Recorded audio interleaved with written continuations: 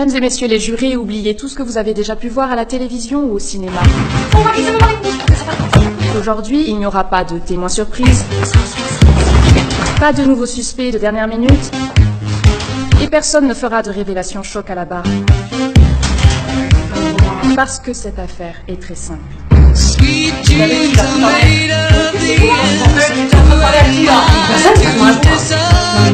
Margaret Everton, épouse de Mark Everton ici présent, a été assassinée.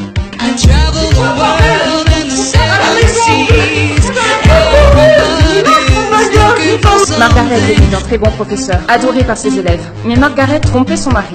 Pourquoi c'était pour te faire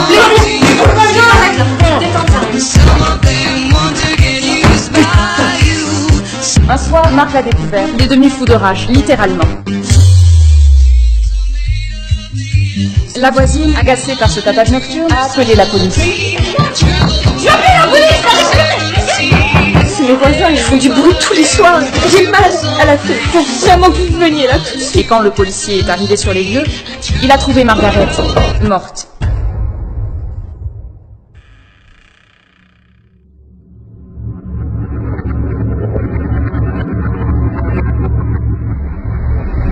C'est aussi simple que ça. Merci. Maître, c'est à vous. Maître, c'est à vous. Maître!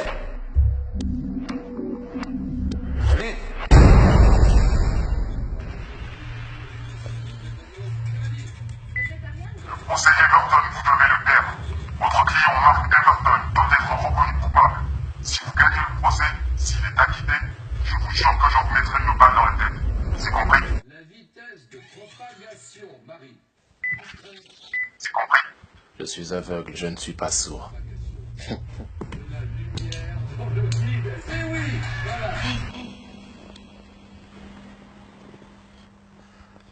Oui? Eh bien, vous ne faites pas votre introduction? Non. Très bien, alors continuez, madame la procureure. J'espère que vous savez ce que vous faites. J'appelle à la barre mademoiselle Moine, la voisine qui a appelé la police ce soir-là. Vous allez céder au chantage et perdre le procès. Vous avez peur J'ai l'air d'avoir peur de mourir. Vous avez surtout l'air en manque. Qui avez-vous vu entrer chez madame Everton ce soir-là? Ça fait 4 mois que je dis. Combien de temps je vais devoir attendre encore? Monsieur Everton. Vous pensez que votre maître chanteur est impliqué dans l'affaire? Non, c'est manifestement quelqu'un qui aimait beaucoup la victime et qui est persuadé que mon client est bel et bien son meurtrier. Et comme vous êtes son avocat, il vous déteste sûrement autant qu'il déteste votre client. Ce soir-là, après avoir appelé la police. Il est probablement ici en ce moment même. On cherche donc quelqu'un qui vous déteste ici. Ça réduit pas vraiment le nombre de candidats. Je veux dire quelqu'un d'autre que Mark Everton qui aurait pu commettre ce meurtre? Non. Vous devrez donc trouver le maître chanteur tout en gagnant le procès. Je te rappelle que je suis aveugle. Ah, parce qu'avant d'être aveugle, vous utilisiez vos yeux ou votre tête? Je n'ai pas d'autres questions. Acte 1, la voisine. Vous avez déclaré avoir vu Mark rentrer chez lui ce soir-là. Vous l'avez vu de dos ou de face? De dos. Alors comment pouvez-vous être sûr que c'était lui? L'accusé a reconnu lui-même être rentré chez lui à cette Il y a heure-là. différentes manières de reconnaître quelqu'un de dos. Sa démarche, sa carrure, sa taille. Sa taille. Oui, sa taille. Je vous les mets à 1m90 du sol. Comme vous faites plus d'1m90, grâce à ça, vous saurez que vous êtes au milieu de votre salon. Merci qui? Vous pensez donc être capable de déterminer la taille approximative de quelqu'un à vue de nez? Vous sauriez alors voir qui dans cette salle d'audience fait plus d'1m90, par exemple? Est-ce que toute la salle pourrait se lever, s'il vous plaît?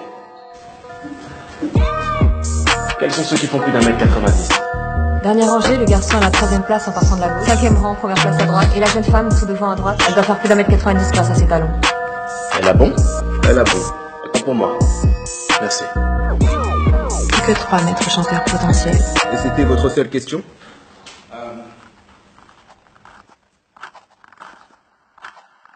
Vous avez surtout l'air en manque. Pourquoi est-ce que vous vous droguez, vous?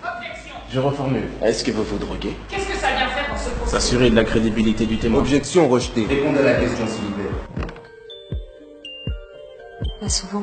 Vous êtes-vous drogué ce soir-là?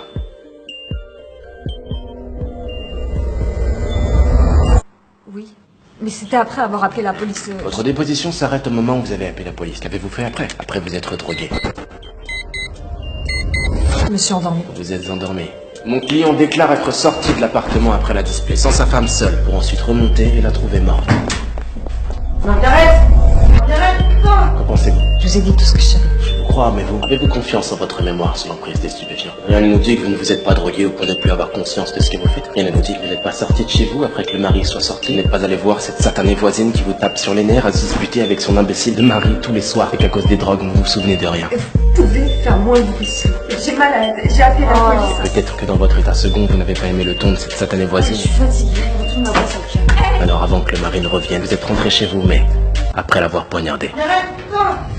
Objection, votre honneur. Spéculation. Contentez-vous de poser vos questions, maître. Je vous rappelle que vous êtes sous serment, mademoiselle Lemoine. Alors êtes-vous sûre et certaine que vous vous souvenez vous êtes endormi après vous être drogué ce soir-là? Oui. Je crois. Je n'ai plus de questions. Le dernier rang, 3e place à gauche, 5e rang, 1re place à droite, une femme devant à droite. Oui, c'est l'un des trois. Acte 2, la meilleure amie. Vous étiez l'ami de Margaret, c'est bien ça? Oui, Maggie était ma meilleure amie. Comment caractériseriez-vous sa relation avec Mark? Normal, c'était une relation normale. N'avez-vous jamais été témoin de disputes? Si, comme tous les couples. De disputes particulièrement violentes? Je sais pas ce que vous essayez de me faire dire, c'était juste un couple normal, avec des hauts, des bas. Et Maggie devait vraiment être contente d'avoir Mark. Mark est aussi l'un de vos meilleurs amis. Oui, il est devenu. Donc vous le couvrez. Objection? Spéculation? Contentez-vous de poser vos questions. Retenu, mais cessez votre cinéma, maître. Pourriez-vous décrire Mark dans sa relation avec Margaret en quelques mots, s'il vous plaît? Oui, Mark était quelqu'un de gentil, patient avec Maggie, intelligent et... Pardon. Dans le téléphone de la victime, on m'a rapporté que Margaret s'amusait à mettre des émojis à côté du nom de ses amis dans son répertoire. Est-ce que vous faisiez pareil? Oui, Quel est l'emoji à côté du nom de Mark dans votre téléphone? un cœur, je crois. Un cœur. Quelle couleur est ce cœur? Rouge. Depuis combien de temps vous êtes amoureuse de Mark? Vous l'avez qualifié de gentil, patient, intelligent. Ceci est faux, j'ai rarement eu l'occasion de défendre quelqu'un d'aussi bête et détestable que cet homme. Vous êtes illusionné et ça ne peut qu'être par l'amour, alors. Vous étiez jalouse? Non, Est-ce que ça vous faisait de le voir avec elle? Mais Ça devait pas être simple. Elle était aimée de tout le monde et en plus par l'homme que vous aimez. c'était pas lui. Vous avez appris qu'elle le trompait. C'est juste Vous étiez que- jalouse de votre meilleure amie, C'est juste- amoureuse de son mari. Merci. Qu'est-ce que vous avez fait? Maman, ils vont croire qu'elle ment pour me couvrir parce qu'elle est amoureuse de moi. Non, regardez les jurés. Ce qu'ils vont voir, c'est la jalousie dans les yeux de cette femme qui n'a pas l'air très triste d'avoir perdu sa meilleure amie. Je leur ai donné de quoi imaginer, de quoi ébranler leur certitude. Ils vont imaginer cette femme rendre visite à sa meilleure amie. Et ils vont imaginer se disputer avec elle après que vous soyez sortis de l'appartement. À propos de vous, de son infidélité, peu importe. Ils imagineront cette femme poignarder sa meilleure amie de sang-froid, par jalousie.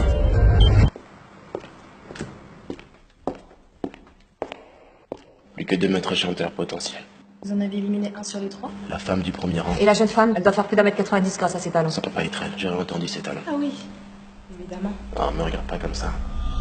Acte 3, le policier. Vous êtes le policier arrivé en premier sur les lieux. Alors je n'aurai qu'une question à vous poser. Qu'avez-vous vu? J'ai vu cet homme au-dessus du corps de la victime, le couteau plein de sang dans la main droite. Il venait de retirer la lame du corps inerte de Maggie. Sur la droite, dans sa poitrine. Je n'ai pas d'autres questions. Êtes-vous sûr que Margaret... Excusez-moi, j'ai des petits problèmes de vue. Non, vous voyez ce que je veux dire? Parce que moi, non. Êtes-vous sûr que Margaret était déjà morte lorsque vous êtes arrivé? Oui. Peut-être que si vous aviez réagi rapidement, que si vous lui aviez appliqué les premiers soins... Qui vous me prenez? J'ai tenté d'arrêter le saignement, mais il était déjà trop tard. Est-ce que vous pensez que si vous aviez été plus rapide, vous auriez peut-être pu le J'aurais pas pu être plus rapide. Je connais mon job et vous le savez Vous très avez bien. pris combien de temps? Moins de 3 secondes. J'ai ouvert un tiroir, pris une serviette et appuyé sur la blessure. Moins d'hésitation lui aurait été fatale. J'ai dit que j'ai mis moins de 3 secondes. 3 secondes. 3 secondes! J'ai ouvert le tiroir et pris la serviette en moins de 3 Vous secondes. avez ouvert les tiroirs et pris la serviette sans hésitation. Sans la moindre hésitation! Comment saviez-vous dans quel tiroir était la serviette? Parmi tous les tiroirs, vous avez ouvert le seul qui contenait une serviette, et sans la moindre hésitation. Vous deviez bien connaître son appartement. Alors c'était donc vous l'amant.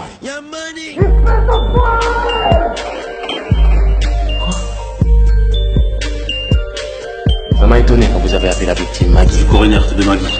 Évidemment que vous étiez le premier policier sur les lieux, vous étiez déjà caché quelque part à vous rhabiller dans les meubles. Qu'est-ce que vous pensez de mes déductions? N'importe quoi! Pourquoi vous êtes resté? Vous écoutiez la dispute, vous vouliez vous assurer qu'elle ne dise pas votre nom?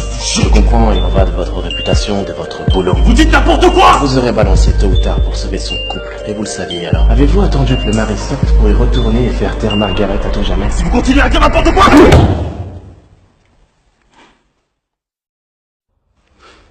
Je n'ai plus de questions. Acte Acte 4, le maître chanteur. Il me reste une personne à appeler à la barre, votre honneur. Alors j'aimerais faire venir... Enfin, vous voyez ce que je veux dire, parce que moi non.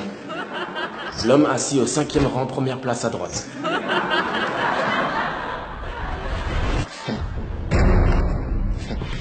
À droite. Vous êtes l'un des étudiants de la victime, n'est-ce pas? Elle s'appelle Margaret Everton. Qu'est-ce que vous attendez de ce procès? Margaret Everton défendait son meurtrier pour l'argent. Mon client n'a pas été déclaré coupable. Tout ce cinéma pour embrouiller tout le monde alors que vous savez très bien qu'il a assassiné Madame Everton. Vous ne perdez rien pour attendre.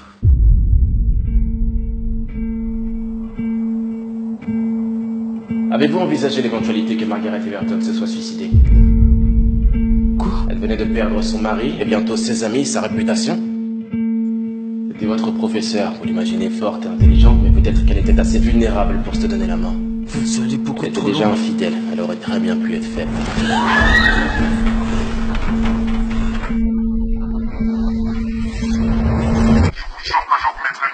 Vous êtes une pourriture. Vous cherchez à manipuler tout le monde. Jamais elle aurait fait une chose pareille. J'ai l'air d'avoir peur de mourir. Vous ne la connaissez pas. Elle ne faisait pas que de nous apprendre la biologie. Ce sale enfoiré l'a assassiné. Je te rappelle que je suis aveugle. Et vous êtes le chien qui fait tout pour lui faire échapper à la prison. Vous méritez de payer. Ah, parce qu'avant d'être aveugle, vous utilisiez vos yeux ou votre tête? Quelle est la vitesse de propagation, Marie? La lumière. La lumière. La vitesse de propagation. De la lumière dans le vide. Eh oui, voilà. La lumière. Quoi? Vous connaissez peut-être l'allégorie de la caverne? Platon imagine que nous sommes prisonniers dans une caverne. Elle symbolise l'ignorance. Dans celle-ci, il y a ceux qui s'y complaisent et ceux qui désirent en sortir pour voir la lumière, qui symbolise la vérité. Peut-être que c'est mon client qui a tué Margaret, mais le croire et le savoir sont deux choses différentes alors. Dites-moi, êtes-vous sorti de la caverne?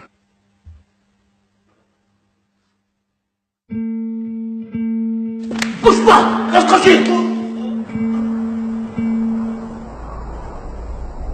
Acte 5, les jurés. Pire que ça. Je ne suis pas un simple trompleur. Trop de bonus. Un plus. Je suis un bienfaisant. Non!